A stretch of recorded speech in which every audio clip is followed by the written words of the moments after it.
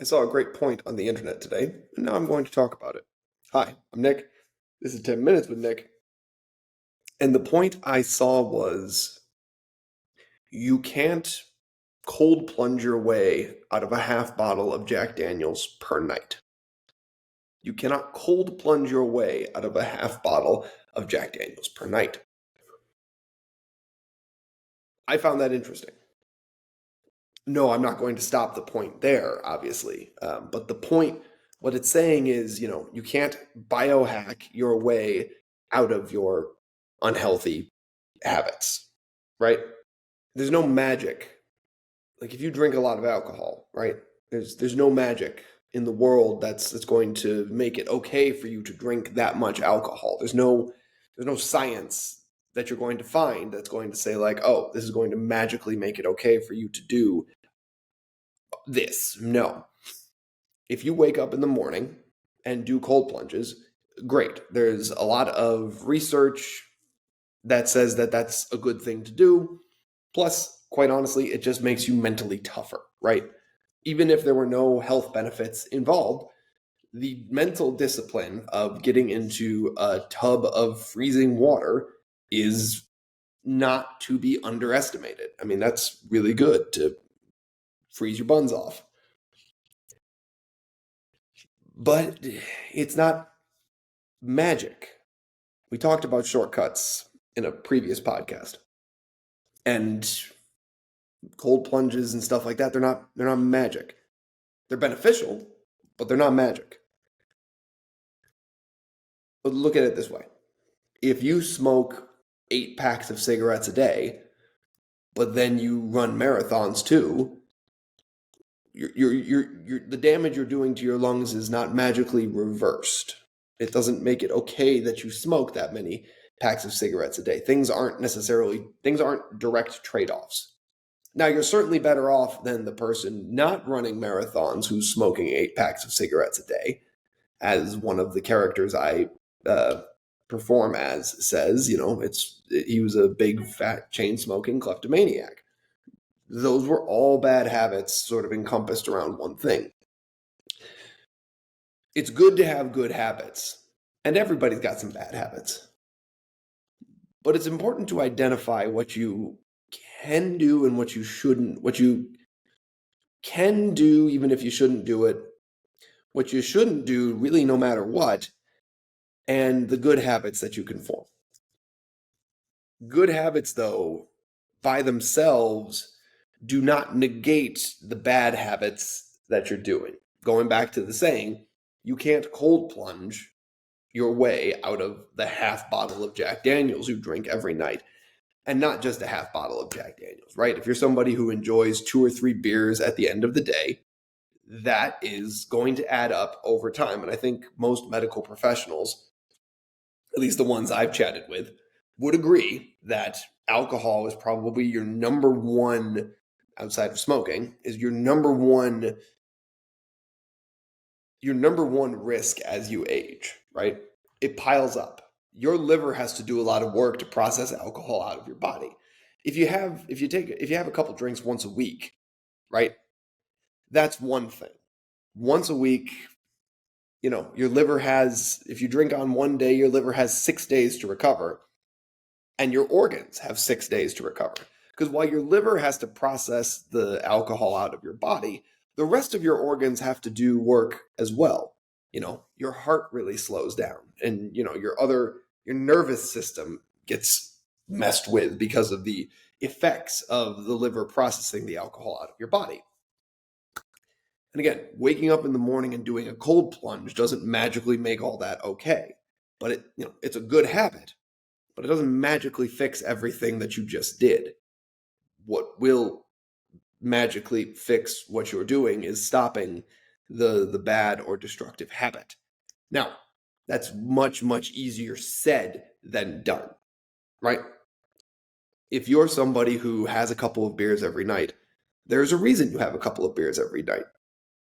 The reason may simply just be you enjoy a couple of beers every night. You're an adult. And if you're not an adult, you shouldn't be drinking anyway. But if you are an adult and you choose to drink a couple of beers every night, Nobody can stop you. You have the right to do that. But we here at 10 Minutes with Nick will not recommend it. Now, we here at 10 Minutes with Nick do enjoy a good glass of whiskey, or two, or three. But we also don't enjoy it every single night or every single time we go out. We enjoy it occasionally, every once in a while. Why? Because frankly, my dumbass should not have free access to alcohol. It shouldn't. I'm not an alcoholic by any means. I mean, can I have one beer and stop? The answer is yes. But even the one beer, what benefit does that bring to me? And that's more where we get into this is why you need to unpack some unhealthy behaviors and really look into what's behind them. If you say to yourself, I have a couple of drinks at the end of the day to unwind, to relax, well, that is a chemical intervention to get to the point where you feel unwound and relaxed. Now, granted, I drink coffee in the morning, right? And people can very easily say to me, well, Nick, why do you need coffee in the morning?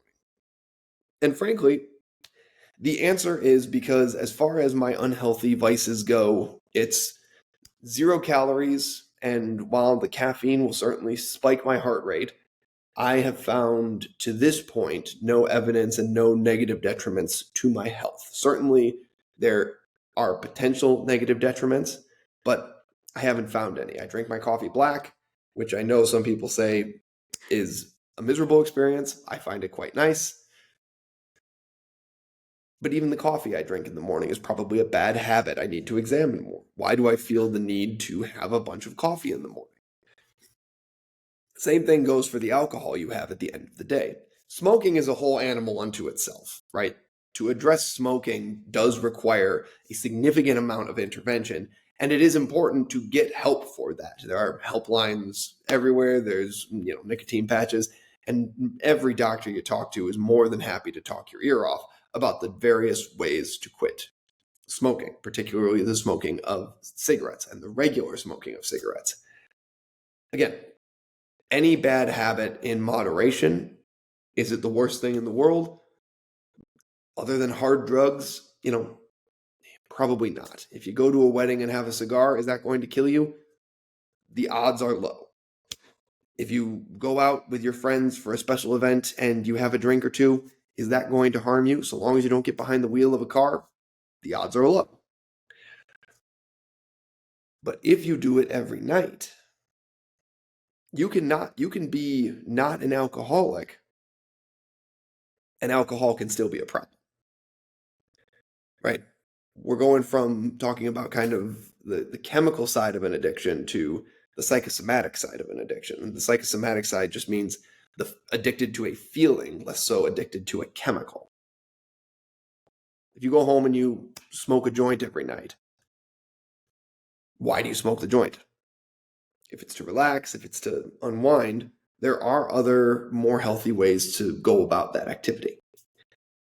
And again, if you smoke a joint at night and you do a cold plunge in the morning, it's great you're doing the cold plunge, but the cold plunge doesn't fix the damage you're doing. Remember that. Your good habits are great.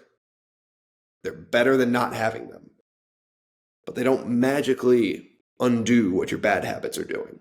It's important to take stock of your own bad habits. I know my bad habits. I have a habit of not reading enough books. I have a habit of probably drinking too much coffee. Probably, well, medical professionals would probably agree on that. I drink too much coffee. I don't do nearly enough cardio, which I'm working on. But again, all things that you have to constantly sort of take assessment of yourself and move forward from. Look, build the good habits. And remember, getting rid of a bad habit or getting rid of something that you want to get rid of is not a magical process, right? It takes a while. And you will slip up. And when you slip up, just have a little grace with yourself. It's okay. If you are trying to quit cigarettes and you get super stressed out and you smoke a cigarette, you know what? So long as you don't say to yourself, well, there's no point in trying to quit, then okay, you relapsed, not a big deal.